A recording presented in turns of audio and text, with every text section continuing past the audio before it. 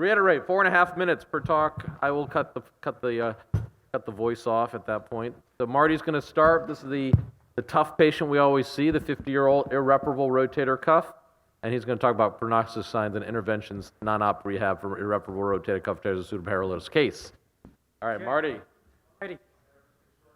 Thank you, gentlemen, the men from Masses, for inviting me. I appreciate that. What I hope to do here is help you identify individuals who have cuff tears, irreparable cuff tears, who might do well with rehab.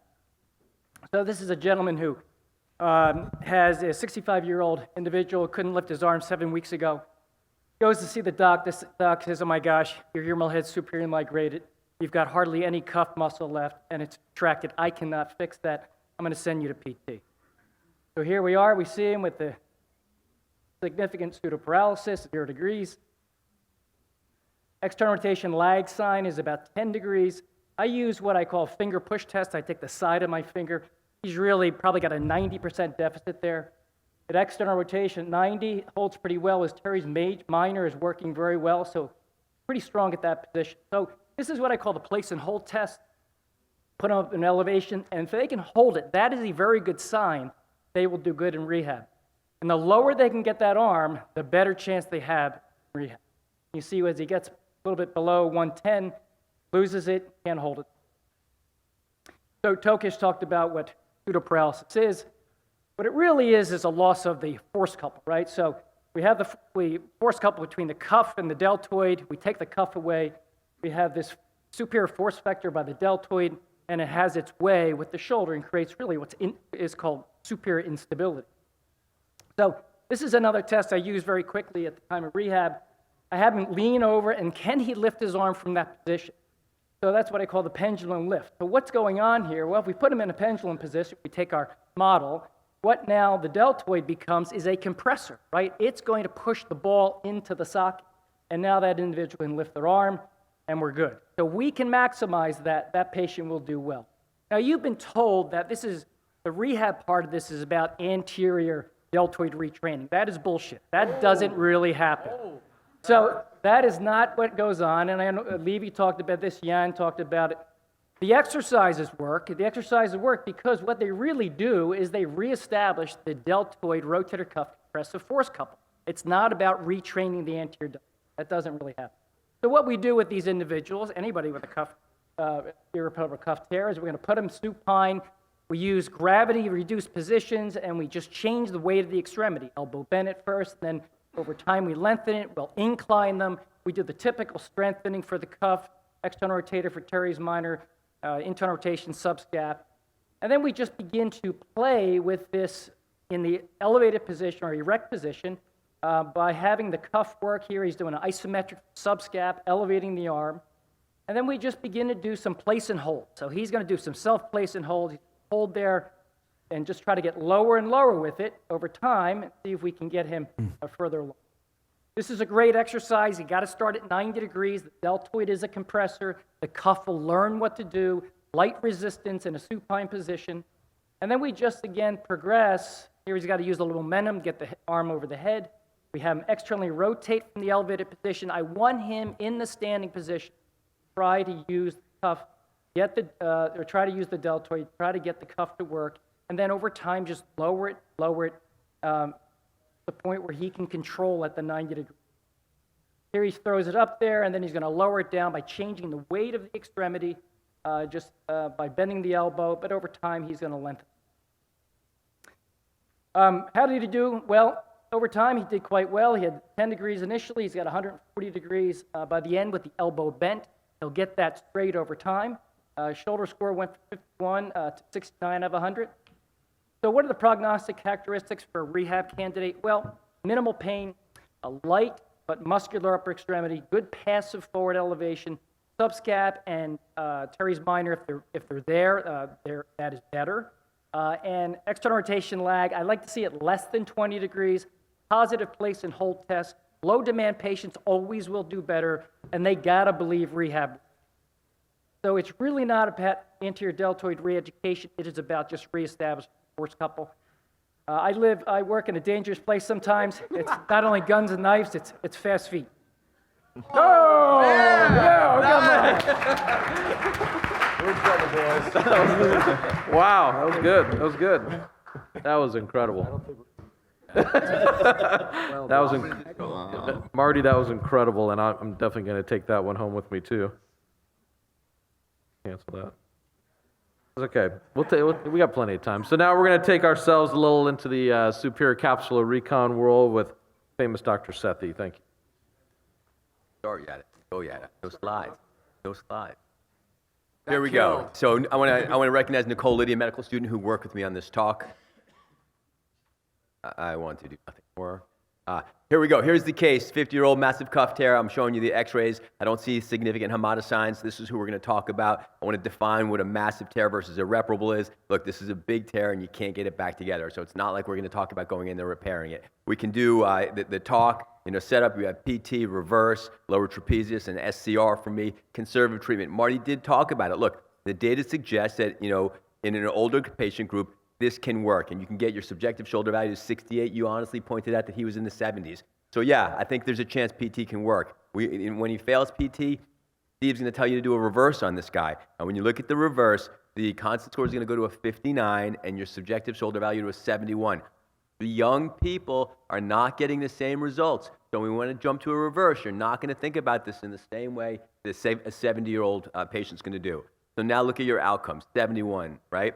You're going to look at this again now from Christian Gerber again, looking at younger than 65 with long-term follow-up. Still, subjective shoulder value only at 66%, constant 74. And then Mike Wider, once again, when he looked at his group of reverses, when you break out the mean age of 57 versus the 71-year-olds, you're getting lower scores, lower constant scores, lower SSVs. So it's not such a great option, right? It works, but it's not perfect. Lower trapezius, the only person who's published on this right now in a meaningful way is Bossum, and I think Serena's going to talk about this. But once again, your subjective shoulder value is around 78. Your dash score is 18 here, and none of these patients were above Hamada 2, right? SCR, let's look at what Teru Mihata published. ASCS went very high with Mihata.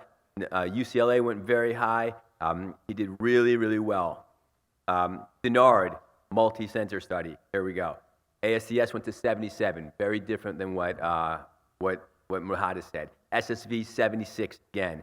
VAS actually improved a lot. Once again, looking at something greater than a Hamada 2, you're really starting to drop off in success. So I've got all these different options for you, but I'm not showing you very different results. So the pearls and the indications for me on 2021. First of all, you're going to measure the defect twice. You're going to leave a 10-millimeter rim around your SCR. I'm going to use a 12-millimeter cannula. I'll fold the graft over if it's too thin. There's some thoughts now that maybe even a 6-millimeter or a thicker graft is going to be more rigid. I'm always going to repair the leading-edge subscap. If it's an irreparable subscap, it's not going to fly. It's not going to work. I always want to advance and incorporate the infra and even the residual supra over the top of this. Cut the biceps or not, we'll see. Posterior graft, the amount you leave posterior is viable. I'm going to fix it with tension at 30 degrees. I'm going to use 3 medial anchors because I think medial fixation, medial repair is important. And I think alternatively, compared to what we said initially, I'm going to repair the anterolateral interval. I'm not going to put medial rotator interval sutures, but I'm going to try and tension it out laterally. Maybe an option we didn't talk about today, maybe doing an anterior cable reconstruction is going to be very interesting. That's what I'm showing you right here. So SCR, you can do it arthroscopically. I changed the slide just yesterday. The learning curve, look, it takes a couple to learn how to do any of these. We used to argue that it doesn't burn any bridges. Well, maybe. Mazaka is going to come out with some new data with him and Evan Letterman that suggests that the patients in whom had an SCR that were converted to reverses did much worse than their primary reverses. So they had subjective shoulder values of about 50. So maybe it does burn a bridge. We have little data beyond 2 years on this. And again, I think greater than Hamada 3, you're in trouble. So here on my last slide. PT, 68%. RSA, 71. Lower trapezius, 78. SCR, 76. So whether or not you think the outcomes are better, the patient-reported outcomes of all of these are very similar. So the wisdom in the last 30 seconds, physical therapy does not hurt to try, right? RSA, if you're more than Hamada 3, if you're pseudoparetic, if you have no subscap, that's what I'm going to do in RSA. If I'm going to do a latissimus when you have lag signs, then I'm going to use an SCR with there's no lag, and again, expect similar results across the board.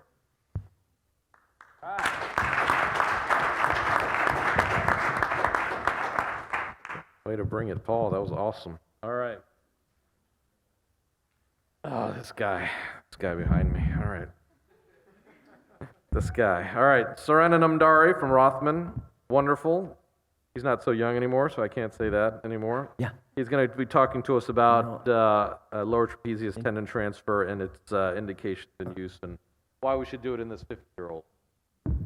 Great. Thanks, Anand. Thanks for inviting me.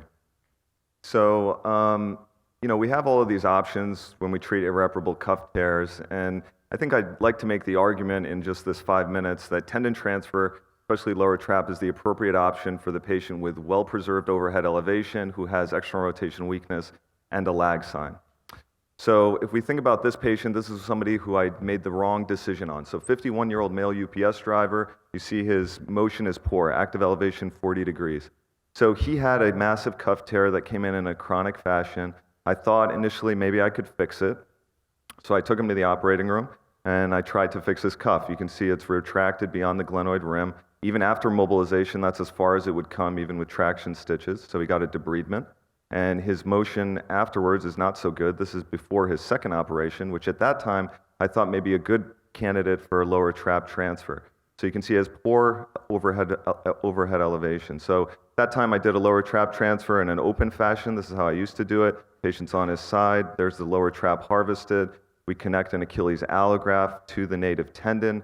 It's sized appropriately. You can either pulver tap weave it or do sort of like a burrito. This is more of a burrito technique. And then it's passed into a deltoid split incision with a large clamp. And then it can be fixed to the greater tuberosity however you like. This was a double row type technique. So you can see the acromiohumeral interval is improved. You can see the lower trap is intact at 6 months. And so you would expect that function is better. You can see now he's got overhead elevation back, right? So I hit a home run, high fives all around. You'd think he'd be super happy. He's pissed. He can't hold a pencil and raise his arm over his head, and I've been rehabbing him for 2 years. So finally, after 2 years, we did a reverse, and he was much happier. It was probably the thing I should have done from the beginning. By contrast, this was the right patient, 52-year-old, a 2-year-old work injury. You can see he can raise his arm at about 90 degrees. He's got this pattern of multiple prior cuff surgeries. You can see the prior anchors and the flattening of the greater. This is how I do a lower trap now. So he's in the beach chair position. We harvest the tendon, and then we do the arthroscopic portion. You can debride the tuberosity. You can place this portal through the infraspinatus fossa from your posterior incision and bring a cannula in. And then you're basically doing like you would with a cuff repair. You're putting anchors into the footprint and then retrograde passing them through that posterior portal. So here are the anchors in. You can see the stitches being pulled out, so one limb from each not being pulled out, and then sequential stitches being pulled out of that posterior portal. And then you can use an Achilles allograft. In this technique, you're attaching it to the tuberosity first. So here it's tied on the outside of the body, and then it'll be shuttled or dragged into the subacromial space using the other stitches from the cannula. So here it comes. You'll see it coming into the subacromial space, and then it'll get attached or tied down to the footprint by stitching, by tying those sutures together. And then you can take the other stitches that you have over the top and do a double row type technique like you would any cuff repair, and then you can wrap it up with repairing the actual tendon to the native tendon. And so this patient did much better, right? 6 months after repair, it was the right patient. He can lift his arm overhead. He's very happy. He's actually back to work and has good rotation and a happy result. So I think when we think about the indications for this surgery, the optimal patient is somebody who has external rotation dysfunction, preferably a lag sign, good overhead elevation at least 90 degrees, and is extremely motivated. So I don't do this anymore on anybody with under 90 degrees of elevation, or anybody with unrealistic expectation like a UPS worker who thinks they might get back to full duty. Thank you.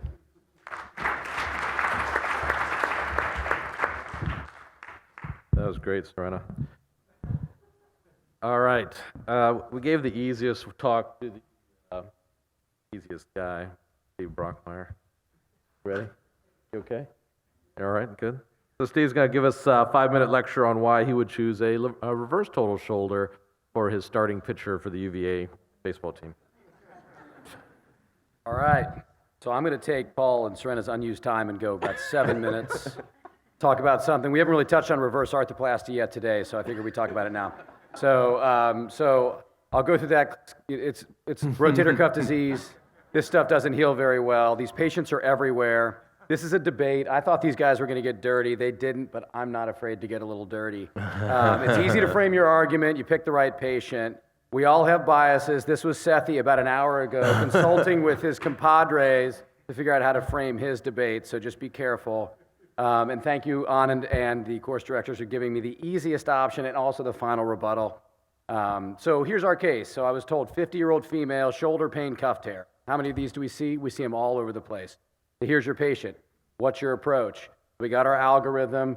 We were told how non-op stuff works. I'm not going to debate that. We'll try non-op. It failed in this patient. Survey says, for those of you guys who don't know what Family Feud is, this is Family Feud back when I used to watch it. So here's the MRI, right? So subscap's out, got a reasonable posterior cuff. This isn't a great shoulder. Good luck fixing it. Good luck with your SCR. Tendon transfer, come on. So this patient gets a reverse. All right, here's another patient, actual patient in my practice, 51-year-old male. This is a carpenter, shoulder injury 18 months ago, pain and really pseudoparetic, pseudoparalysis, not really lifting the arm very well. This is your kind of durable guy. What your survey says on this? Paul, you going to do an SCR on this guy? He's young. You want to give him something, right? So I went with you. You talked me into it. We were drinking one night. You're like, try this operation. It works great. We put in some dead skin. And so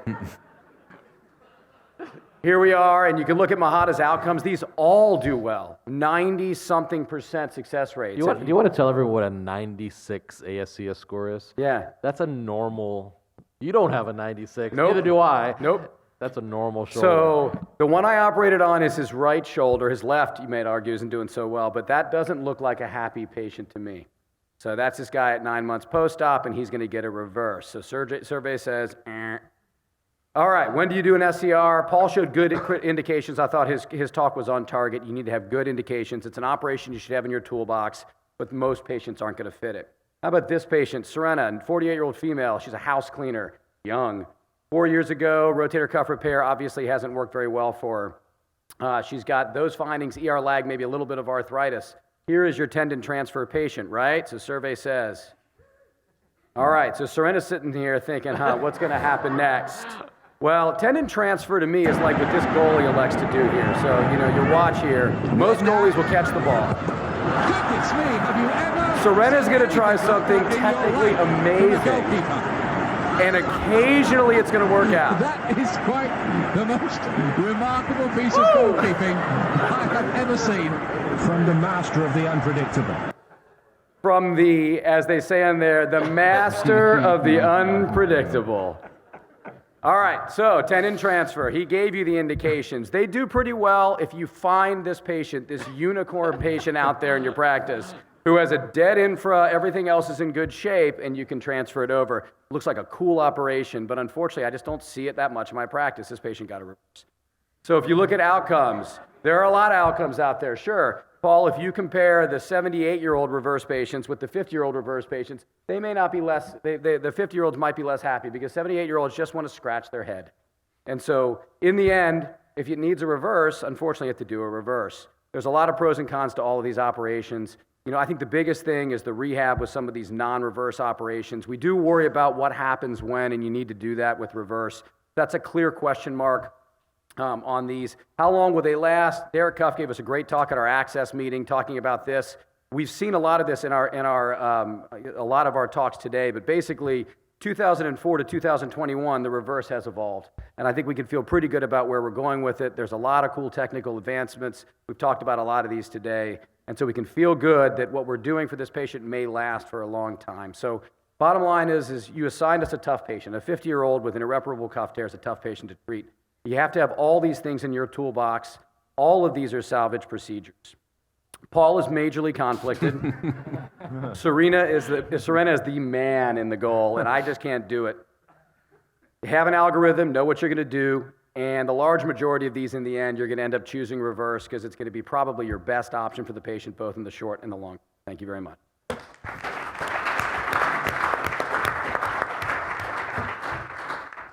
I think I have a few minutes, Jack, before we go to the second section to ask some questions. So Marty, Who is the candidate that you see and evaluate who can't be treated with this program of yours? Well, I mean, anybody who's really stiff has a problem. That superior migration head. They, again, the really big legs, significant extra. They're the problem. And of course, pain. You cannot, if I can't get their pain, and you can't, nobody's doing steroid. That's not going to fire.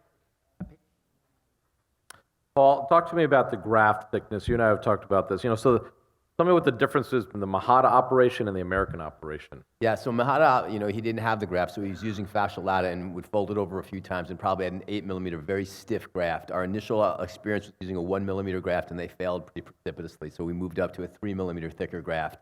And Rafi Mirzayan is going to suggest to us that, maybe even a 6 millimeter graft. It just starts to get unwieldy and harder to use and harder to insert. And then the long debate is this just functionally a spacer, or is it actually acting as a tension band? And, So maybe if it's thick enough, it would function like a balloon. Joe, the word want would to be- comment a little bit on a 50-year-old with a massive irreparable cuff tear? And please join us at 6 something?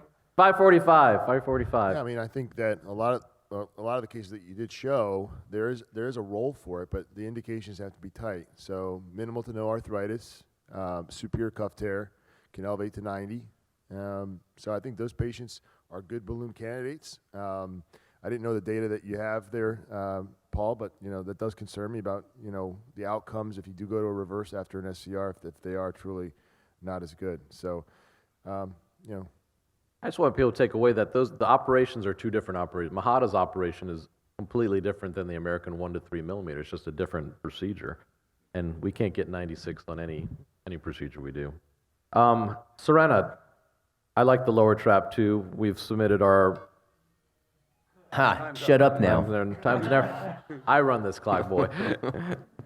Serena, talk to me about position of fixation. So you showed all the awesome videos. So where do you position the arm when you fixate? Because we're doing retrograde. We're fixing it to the tuberosity first.